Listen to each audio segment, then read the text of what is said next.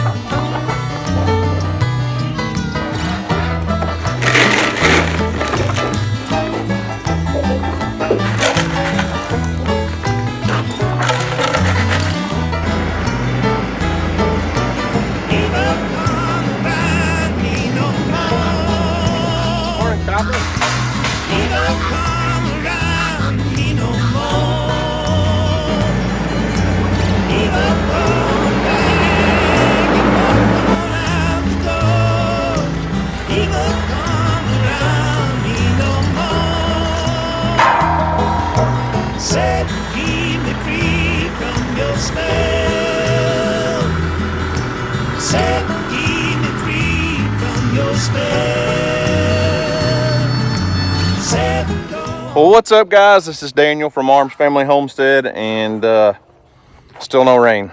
We're waiting on the rain. I'm telling you what, this is something that we should not be doing. And today's August 20th, and we haven't had rain in, gosh, not a substantial measurable amount of rain in probably 2.5 months now. A few little sprinkles here and there, but no rain in 2 months means literally our pastures are dead. This is probably the worst I've ever seen our property look during a drought. I know I'm not an old timer by any means. I'm almost 40, and I've lived through several droughts, and probably actually seen like my pond a little bit lower than what it is right now. But as far as a long extended period of time without any rain at all, our grass is just toasted. I mean, toasted. There's one little sprig of green right there. And I've lived through some stuff where we're feeding our livestock during the summer. We used to have a bunch of cows here, not talking about the mini Herefords, but way before the YouTube channel. We used to raise, we'd have 12 to 15 mama cows. And I've had to feed grain in July and August before, but not hay. We're putting out hay. And it's not just us. Like, I feel like we're pretty blessed. We're pretty fortunate. We've got a lot of hay put back for winter. You see all of our stockpile. You guys saw us baling, hauling hay and everything. I think we'll have enough hay to make it through the winter. It's just, I feel so bad for the livestock. I mean, look what our animals have to graze on. It's even when I turn the goats out to let them browse, usually they're back at the barn within an hour, hour and a half, just because there's so little quality forage for them right now. There's just not a lot, and what's out there is not super healthy. I don't know if you guys follow Dusty, my brother-in-law from Cross Timbers Bison, but he posted a video a couple days ago. He actually lost one of his yearling bison heifers and due to the drought, and it wasn't necessarily poor water. It wasn't because it's not like it died of a poisoning from the water. Basically, what happens is when you experience these droughts, like we have Johnson grass in our area and a lot of different different plants. And as times get tough for those plants, some plants can release toxins that keep animals from eating them. But then when you contain livestock into pastures, and they're they're animals that would normally in the wild browse and mob graze and move and be somewhere else every day, they can find fresh forage that's not toxic.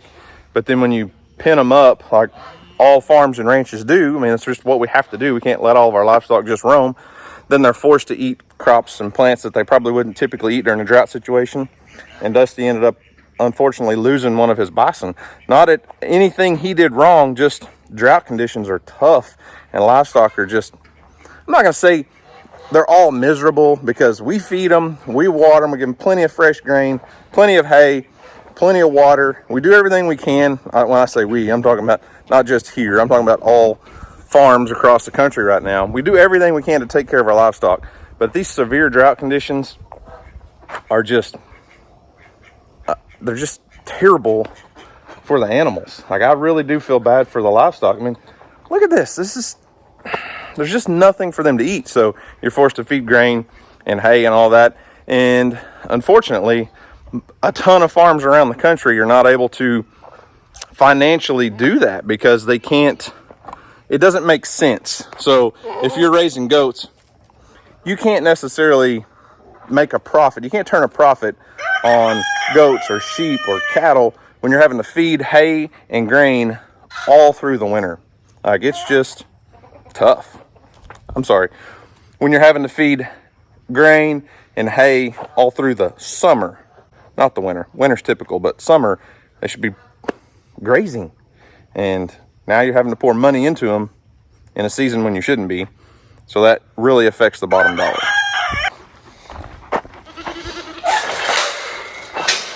What's up, Bear? How are you this morning, buddy? You been out serving and protecting? Did you have a long night holding that thin blue line down? Keeping the evil away from the good, the bad from the ugly, or keeping the good, bad, and the ugly separated? I don't know. I'm just making this up here. Pepper, come here. I brought you something. Don't tell the goats. Don't tell the goats. Bear, that's not for you. Pepper, here, get it. There you go. Brought you some treats. Don't tell the goats, though. They'll attack us. Hey, what are you doing? Here. So fortunately for us, we found other ways of making a profit on our farm through video content and everything else that we do on the internet. But, most farms are not able to do that. Most farms, when it comes hard times or drought or something goes wrong and they're not able to turn a profit on their livestock, basically, you sell your livestock. And which that's probably the obvious difference between a farm and a true animal sanctuary. And most farms are in the business of making an income from their livestock. So if somebody's got 50 cows, they're not going to just feed them all summer hay and grain during a drought when there's absolutely no grass for them to eat.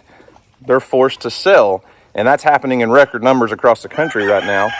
And like I said, for us, fortunately, we're blessed. We make a lot more money on the internet, vlogging and talking about our animals and our livestock than we do actually raising and selling livestock.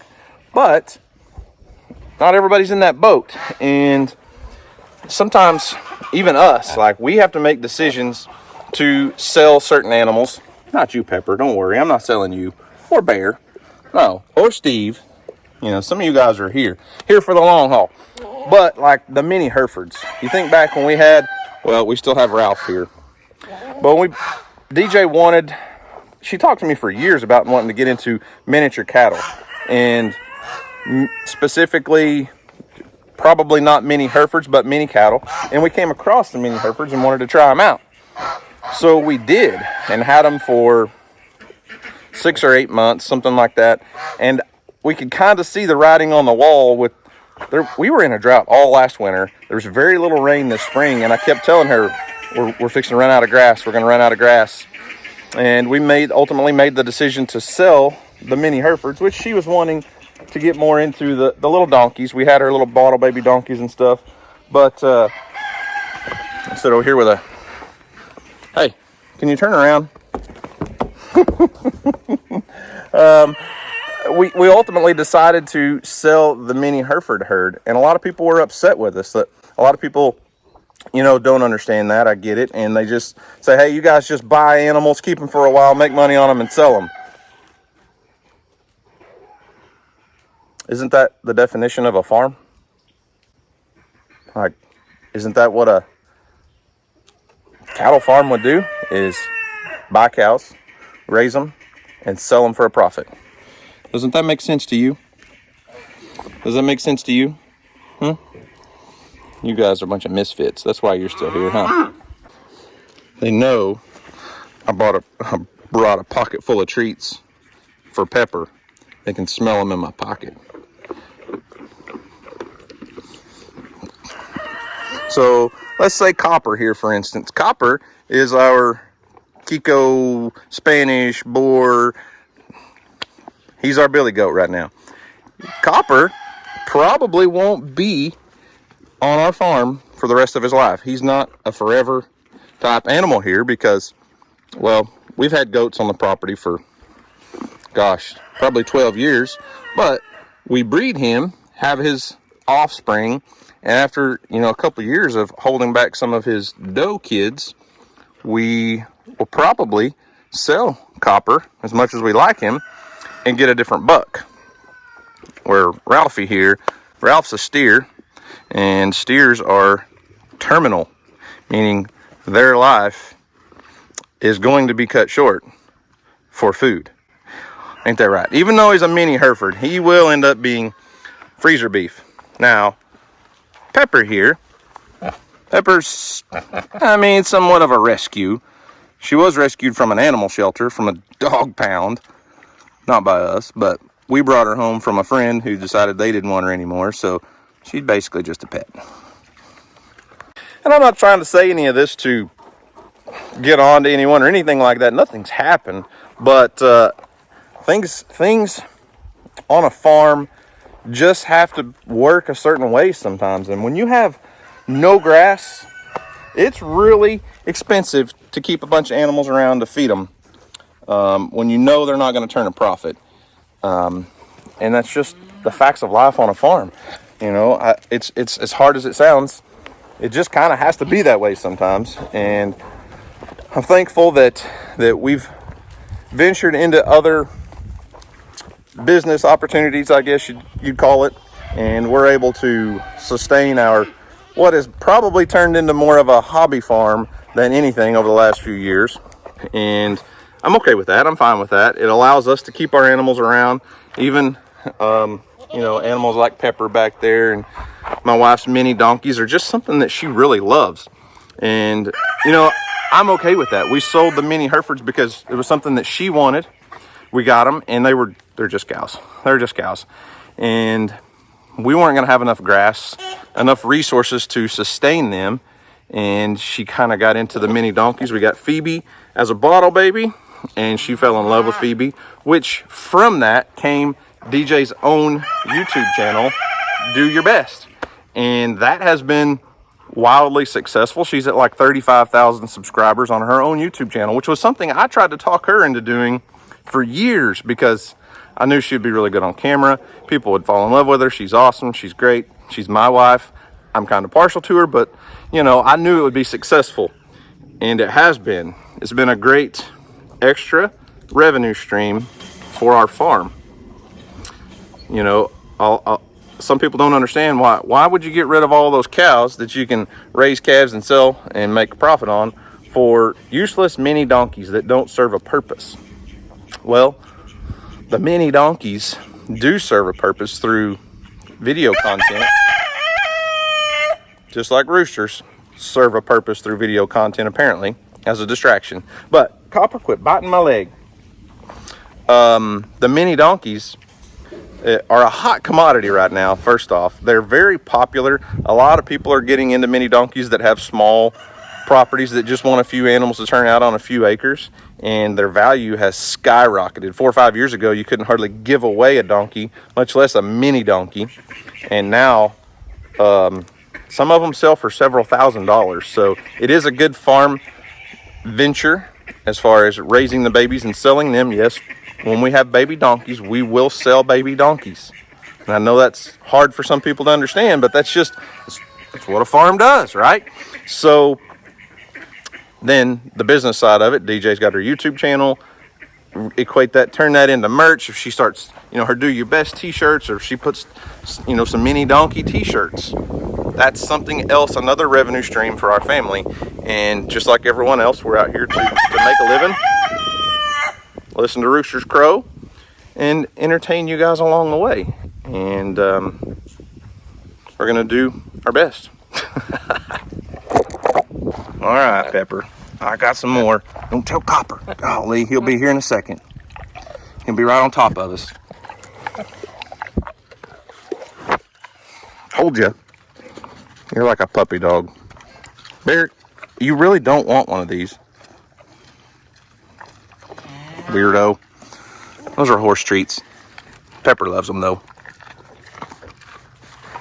So I guess when it all boils down to it, you just have to look at a farm as a business, and how can you make that business profitable? Because if Walmart or Target or KFC opened up a new store and it was not able to turn a profit and was going downhill and losing money every quarter, every year, every month, whatever, eventually they would have to close the doors and be gone.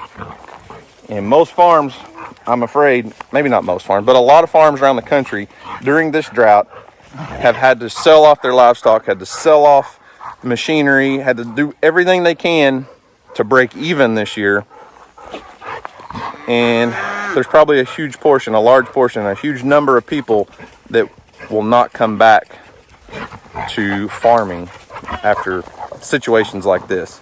So yeah, like I said earlier, I'm blessed. I'm thankful that we found other ways to turn a profit on a farm that on a year like this would never ever make money. And probably in a normal time, we would have, without this extra business of the internet, we probably would have sold off a huge portion of the goat herd, probably sold off some other animals, and probably just sat back and not had much livestock for a while until things recover, until the grass recovers, until our rains come back and the ground recovers, basically. So I'm really thankful and really blessed for the situation we're in. I really feel for farmers and ranchers across the country like Dusty with the bison. I mean, I know that guy is doing everything he can to give his livestock, his bison, the best chance at surviving this drought possible, and he's still losing livestock, still losing animals. So the drought's terrible, and putting out hay all summer long is something we shouldn't be doing, but here we are, and we're going to make it through it. We're going to survive it and come out better on the other side, hopefully. So anyways, guys, that's all I've got for today.